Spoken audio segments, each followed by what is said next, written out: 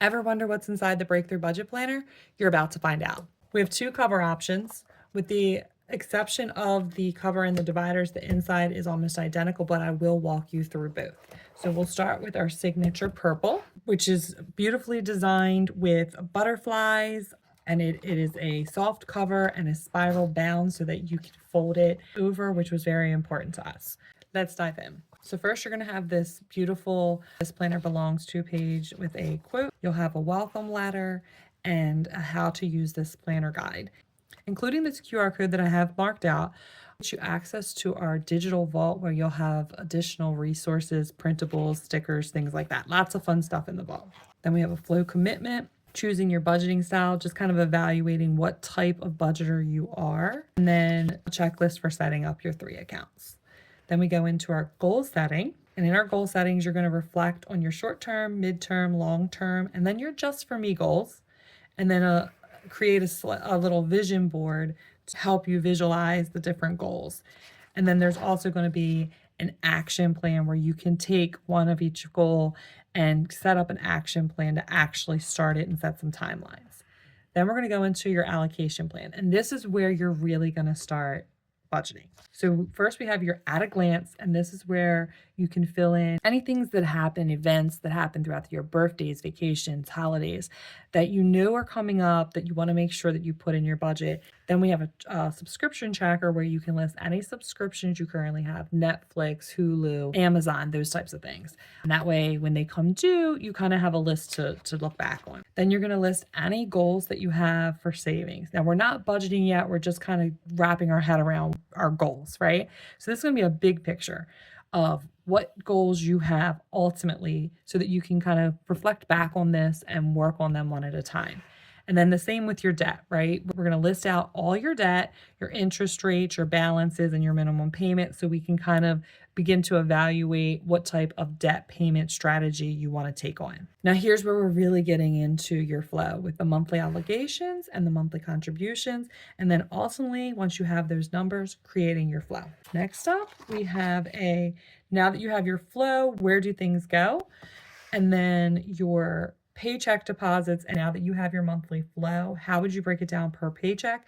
And then if you are splitting bills with a partner, if you're doing it 50-50, or if you're doing it equitably so that you can determine how much each partner needs to put into the bill account. Now that you have your monthly flow, we're going to go into the monthly planning and paycheck. So each month you're going to have a monthly calendar with some notes and goals. And then you're going to have a monthly flow check. And this is where this planner is very different. A lot of budget planners have you rewrite your bills out every month. We don't do that. You've already established that in your allocation plan. You know how much money needs to go in your bill account, and you know when things are due. We're going to take that flow that we created on page 19 and assess if there's anything particular about this month that would make us want to make an adjustment to that, whether it's increasing our savings, increasing our debt payoff. Maybe we had a little more income and we have to put it somewhere else, but it's a quick check of what's going on this month that we may need to adjust from our default flow. And then you're going to have a spread that includes a paycheck breakdown and a spending tracker. You're going to get 5 of these for each month. This breakdown is so unique because it takes into consideration that you're actually going to have overflow each month in each account. A lot of other budgeting systems out there have you take your paycheck and allocate every dime specifically within the pay period without consideration that you may need money sitting in your bill account for future funds. Not everybody can cover, for example, their mortgage or their rent in one paycheck. So sometimes you have to add a little extra cushion so that when that bill is due, you have the funds. And like I said, you're going to get 5 of those for each month. And then at the end of the month, you are going to have a 2-page monthly reflections and win spread where you're going to answer what felt in flow this month, what felt off this month. Did any priorities shift or surprise you? One financial habit that you're most proud of, and one thing I'll tweak for next month. My biggest money win for this month, I stayed consistent with, and then I showed up for myself by. And then you just get a little total of how much you saved and how much debt you paid off for the month. And you, like I said, you have 12 months of that exact breakdown. You did color code them with different shades of purple so that you could easily find the month that you were working on. And then so you get to the last section, and in the very last month, in addition to your monthly breakdown, or I'm sorry, your monthly reflections, you will also have a year-end reflection and flow reset to kind of guide you into resetting for the upcoming year. So your top 3 financial wins, one habit that changed everything, what I want to keep doing next year, and how my relationship with money has shifted. And then at the very end, we have a tools and tracker section just for different things. So we have a spending category sheet, and we have a debt payoff plan where you can actually select your top 4 debts and work towards paying that off throughout the year. So when you are making those payments, you can track it and see your progress.